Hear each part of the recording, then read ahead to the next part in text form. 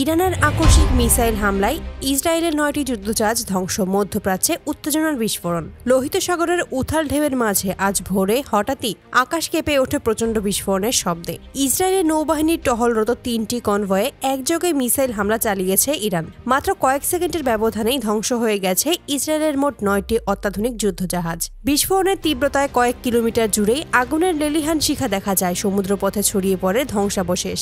ইসরায়েলের সামরিক সূত্র জানায়, হামলাটি এতটাই দ্রুতগতির ছিল যে নৌবাহিনী প্রতিরোধমূলক ব্যবস্থা নেওয়ারও সুযোগ পায়নি। লক্ষ্যবস্তুতে আঘাত হানতে ব্যবহৃত মিসাইলগুলো উচ্চ পর্যায়ের সেলফ প্রযুক্তিতে নির্মিত, যা রাডার এড়াতে সক্ষম এবং সমুদ্রপথে চলমান জাহাজকে নিখুঁতভাবে টার্গেট করতে পারে। হামলায় ঠিক কোন মডেলের মিসাইল ব্যবহার করা হয়েছে তা আনুষ্ঠানিকভাবে জানা না গেলেও সামরিক বিশেষজ্ঞদের মতে ইরানের আধুনিক হাইপারসোনিক অ্যান্টিশিপ মিসাইল ব্যবহার করেছে, যা যেকোনো নৌ প্রতিরক্ষা ব্যবস্থা ভেদ করে লক্ষ্যবস্তুতে আঘাত হানতে সক্ষম।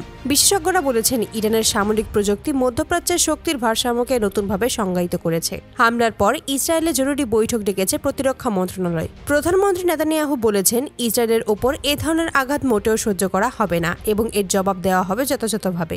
দেশজুড়ে সামরিক ঘাঁটিগুলোতে সর্বোচ্চ সতর্কতা জারি করা হয়েছে। বিমান বাহিনীর টহল বাড়ানো হয়েছে ভূমধ্যসাগর ও লোহিত সাগর উভয় অঞ্চলে। এদিকে ইরান জানিয়েছে, ইসরায়েল ফিলিস্তিনে হামলা বন্ধ না করা পর্যন্ত তারা এই ধরনের প্রতিরোধমূলক আঘাত চালাতে থাকবে। ইরান আরও দাবি করে, এটি তাদের সামরিক সক্ষমতার মাত্র এক ক্ষুদ্রাংশের প্রদর্শন। প্রয়োজন হলে আরও শক্তিশালী আঘাত হানার সক্ষমতা তাদের রয়েছে।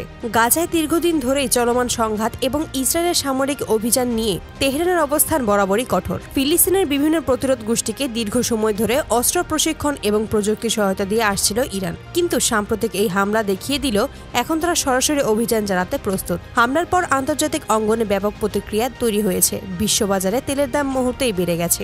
সমুদ্রপথে বাণিজ্য পরিবহনে আতঙ্ক দেখা দিয়েছে। লোহিত সাগরের গুরুত্বপূর্ণ নৌরুটগুলোতেও নিরাপত্তা জোরদার করা হয়েছে।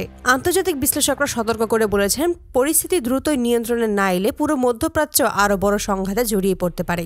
মার্কিন প্রশাসনও উদ্বেগ প্রকাশ করেছে। যুক্তরাষ্ট্রের কর্মকর্তারা বলেছেন, ইরানের এই উচ্চ ক্ষমতা মিসাইল প্রযুক্তি আঞ্চলিক স্থিতিশীলতার জন্য বড় হুমকি। ফলে মার্কিন নৌবাহিনী পারস্য উপসাগর ও লোহিত সাগরের যুদ্ধজাহাজের সংখ্যা বাড়িয়েছে এবং গোয়েন্দা নজরদারি জোরদার করা হয়েছে। অন্যদিকে ইসরায়েলের ধারাবাহিক নৌক্ষতিতে তাদের সামরিক কৌশলে বড় ধরনের পরিবর্তন আসতে পারে। বিশেষজ্ঞরা মনে করেছেন, এই হামলা ইসরায়েলের নৌশক্তিকে অন্তত কয়েক মাসের জন্য ব্যাপকভাবে দুর্বল করবে।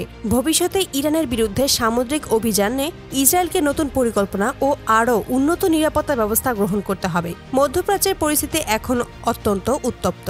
আঞ্চলিক শক্তিগুলো মুখোমুখি দাঁড়িয়ে আছে তীব্র উত্তেজনার মধ্যে। পরবর্তী ২৪ থেকে ৪৮ ঘন্টায় বিশেষ গুরুত্বপূর্ণ পরিস্থিতি কোন দিকে মোড় নেবে তা নির্ভর করছে ইসরায়েলের পরবর্তী সিদ্ধান্তের উপর। প্রতিশোধমূলক হামলা চালানো হলে শঙ্কা রয়েছে আরও বিস্তৃত সংঘাতের রূপ নেওয়ার। লোহিত সাগরে ইরানের এই আকস্মিক শক্তি প্রদর্শন শুধু ইসরায়েলের সামরিক সক্ষমতাকে প্রশ্নের মুখে ফেলেনি, বরং পুরো অঞ্চলের ভূরাজনীতিকে করে তুলেছে নতুনভাবে অনিশ্চিত। একদিকে ইরানের দৃঢ় অবস্থান, অন্যদিকে ইসরায়েলের প্রতিশোধের ঘোষণা। এই দুয়ের সংঘর্ষে মধ্যপ্রাচ্যে নতুন এক অধ্যায় সূচনা করতে পারে।